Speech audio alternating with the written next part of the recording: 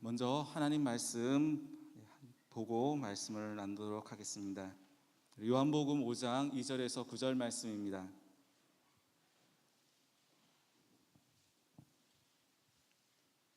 요한복음 5장 2절에서 9절 말씀입니다.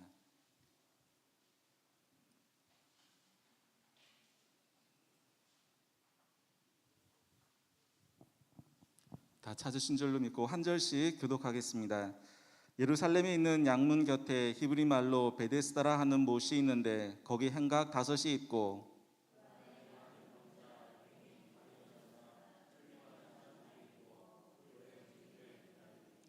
이는 천사가 가끔 못에 내려와 물을 움직이게 하는데 움직인 후에 먼저 들어가는 자는 어떤 병에 걸렸든지 낫게 되밀어라.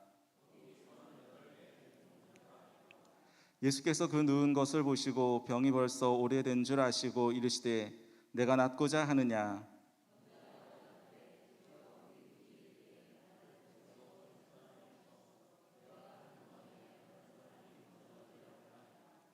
예수께서 이르시되 일어나 내 자리를 들고 걸어가라 하시니 사람이 곧 나아서 자리를 들고 걸어가니라. 이 날은 안식일이니. 아멘. 할렐루야. 오늘도 바쁜 하루를 보내시고 이렇게 교회 나와서 또 가정에서 삶의 자리에서 영상을 통해 하나님을 예배하는 모든 성도님들 가운데 주님의 크신 은혜와 사랑이 넘치시기를 예수님의 이름으로 축복합니다. 오늘 우리가 읽은 요한복음 5장 2절에서 9절 말씀에 나오는 이 현장은 베데스다라고 하는 곳입니다. 한글 번역에 보게 되면은 이 베데스다를 못이라고 번역을 하고 있습니다. 그래서 우리가 생각하기를 베데스다는 연못이라고 생각을 하실 텐데 연못이 아니라 물을 저장하는 물 저장고입니다. 이 베데스다의 물 저장고의 이 저장고가 어떤 용도로 사용되었는가에는 두 가지 견해가 있는데 하나는 정결례를 행하던 곳이었다라고 하는 그러한 견해가 있고 또 하나는 예수님 당시에 병원 밀집 지역에서 입원한 환자들을 수술하고 또 치료하기 위해서 깨끗한 물이 필요한데 그때 사용했던 물이 바로 이 베데스다의 물 저장고에서 사용했던 물이라고 하는 견해입니다. 이 물 저장고의 이름이 베데스다인데 이 베데스다라고 하는 이름의 뜻에는 자비의 집이라고 하는 그러한 뜻을 가지고 있습니다. 자비의 집 어떻습니까? 이름만 들으면 포근하고 또 따뜻하고 정이 넘쳐나는, 그래서 누구든지 가면 거기에서 위로를 얻을 수 있고 안식을 얻을 수 있고 힘을 얻을 수 있는 그러한 곳으로 느껴지지 않습니까? 베데스다, 자비의 집이 이름으로는 그런 곳이었는데 현실은 그렇지 않았습니다. 본문 3절 말씀에 보게 되면 그 안에 많은 병자, 맹인, 다리 저는 사람, 혈기 마른 사람들이 누워 물의 움직임을 기다리니 라고 말씀하고 있습니다. 이 베데스다에는 많은 병자들이 살고 있었다라고 말씀을 하고 있는데 그 이유는 민간에서 전해오는 이야기에 따르면은 이 베데스다에 가끔 천사가 내려와서 이제 내려왔다가 올라갈 때 그때 물이 동하게 되는데 물이 움직이게 되는데 그 물이 움직일 때 그때 이 베데스다에 가장 먼저 들어가는 사람이 어떠한 병에 걸렸든지 다 낫게 된다라고 하는 그러한 이야기가 있었기 때문입니다. 하지만 전설은 전설일 뿐 여기에서 이 물에 들어가서 병에 나았다라고 하는 사람들은 한 사람도 없었습니다. 그런데 병이 있는 사람들, 병자들에게는 어떻겠습니까? 특히 약으로나 아니면 의술로도 고칠 수 없는 병에 걸리면 지푸라기라도 잡고 싶은 심정이 병에 걸린 사람들의 마음입니다. 그래서 요즘도 보게 되면 얼마 전까지 개구충제 이야기를 잘 아실 겁니다. 개구충제가 암에 효과가 있다고 하니까 암에 걸린 사람들이 지푸라기라도 잡고 싶은 심정으로 개구충제를 사가지고 개구충제 구하기가 그렇게 힘들었던 때가 있었습니다. 지금도 이런데 예수님 당시에 그런 이야기들이 있다고 한다면 그 사람들이 거기에 가서 얼마나 마음을 두고 시간을 들이고 거기에 힘을 쏟겠습니까? 그리고 예수님 당시에 미시나라고 하는 책의 기록에 보게 되면은 이 베데스다는 우리가 자비의 집이라고 해서 하나님을 위한, 하나님과 관계 있는 집이라고 생각할 수 있는데 그런데 이 미시나에 보게 되면은 이 베데스다라고 하는 이 물 저장고는 로마의 신을 위한 그러한 장소였다고 합니다. 그리스 로마 신화를 보게 되면은 신들 중에 에스클레피우스라고 하는 신의 이름이 있는데 이 신은 약의 신이면서도 의술을 행하는 그러한 신이었다고 합니다. 그런데 왜 이 에스클레피우스라고 하는 신을 이야기하냐면 고고학자들이 이 베데스다를 이제 연구하다가 조사하다가 여기에서 이 에스클리피우스 신상 조각을 발견했다라고 하는 것입니다. 무슨 말씀이냐고 하면 베데스다에 모인 이 많은 병자들이 자기의 병을 낫기 위해서 하나님께 기도하고 또 하나님의 은혜와 자비를 구했던 것이 아니라 이방의 신상, 이방의 신화에 나오는 그러한 사람이 만든 신에게 간구하고 기도하고 또 낫기를 원했다라는 것입니다. 사람들이 얼마나 헛되고 허황된 것에 마음을 두고 그릇된 신앙을 가지고 있었는가를 이 베데스다를 보면서 우리는 알 수가 있습니다. 그런데 더 안타까운 것은 베데스다가 예루살렘에 있는 양문 곁에 있는 것이라고 오늘 성경을 보면은 이야기하고 있습니다. 즉 하나님을 예배하는 성전 바로 옆에서 하나님의 백성들이 하나님이 아닌 세상의 헛된 우상과 신들에게 기도하고 바라고 있었다라는 것입니다.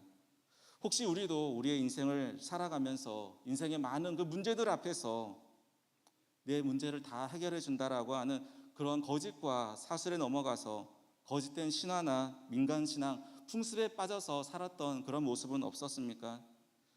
그런 것은 우리를 미혹하게 하고 인생을 허비하게 하고 결국에는 우리의 인생을 파멸로 치닫게 한다라고 하는 사실을 우리는 알아야 합니다. 이 베데스다에 38년 된 병자가 있었습니다. 긴 병에 장사 없다라고 하는 그런 말이 있는 것처럼 38년 동안 병을 앓았으니까 얼마나 그 병에서 고통스러웠겠습니까?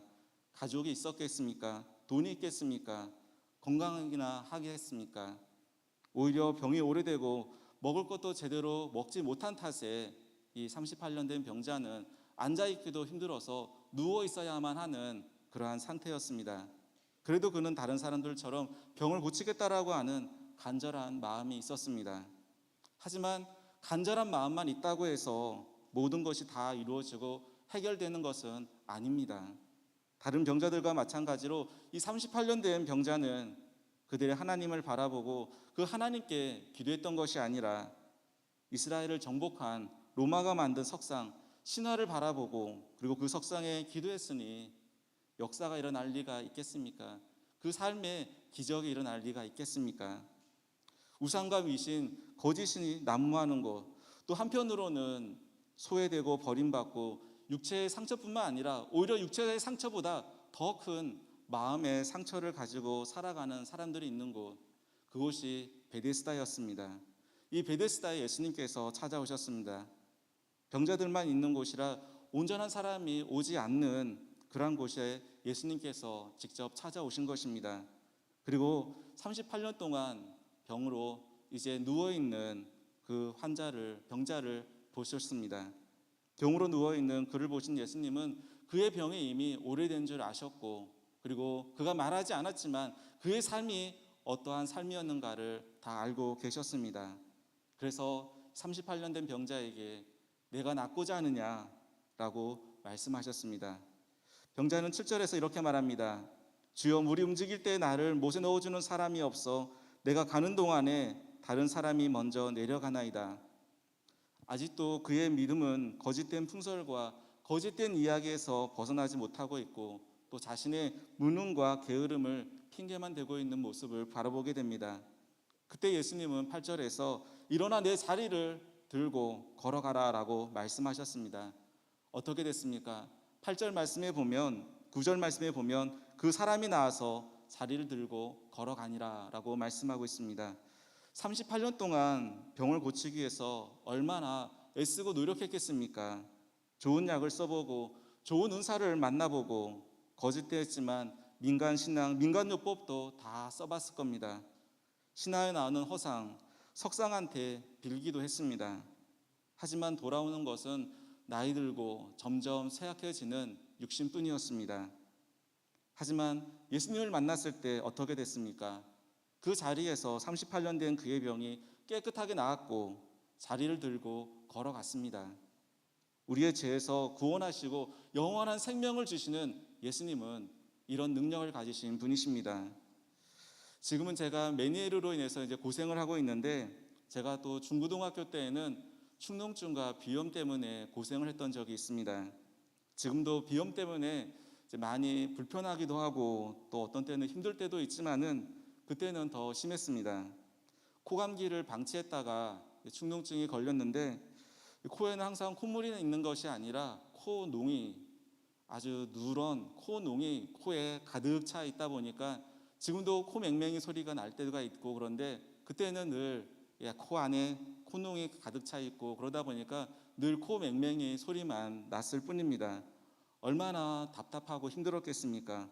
게다가 이제 세수를 하기 위해서 고개를 숙일 때면 코피가 늘 났습니다.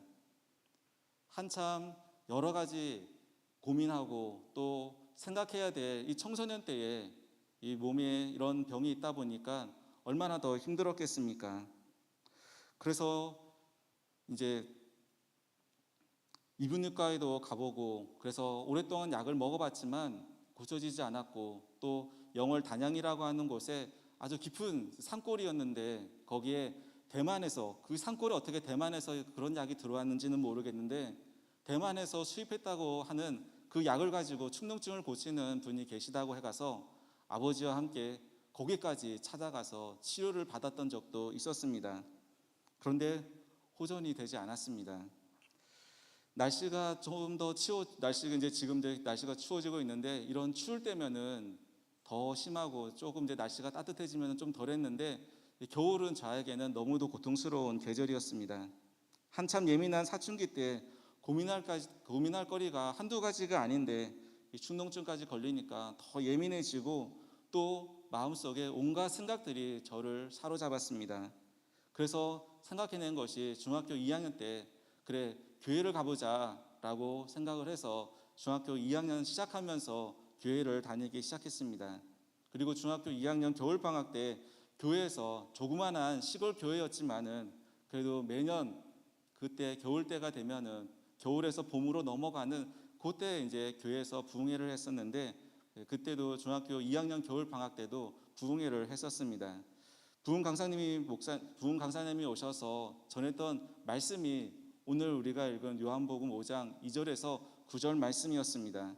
그런데 목사님이 어떤 말씀을 전했는지, 오랫동안 말씀을 전하셨는데 어떤 말씀을 전하셨는지 전혀 기억이 나지는 않지만, 성경 말씀 요한복음 5장 2절에서 9절에 나오는 이 38년 된 병자가 병으로 고통받다가 예수님을 만나고 한순간에 그 병이 깨끗하게 낫고 자유의 몸이 됐다라고 하는 그 말씀을 읽으면서, 이 38년 된 병자가 바로 나구나 라고 하는 그런 마음, 그런 생각이 들었습니다. 그러면서 나도 예수님을 만나면 나를 괴롭게 하고 있는 이 축농증, 이 비염 깨끗이 낫고 또 나를 힘들게 하는 그 많은 고민들, 그것도 다 해결되겠구나 라고 하는 그러한 믿음과 생각이 들었습니다.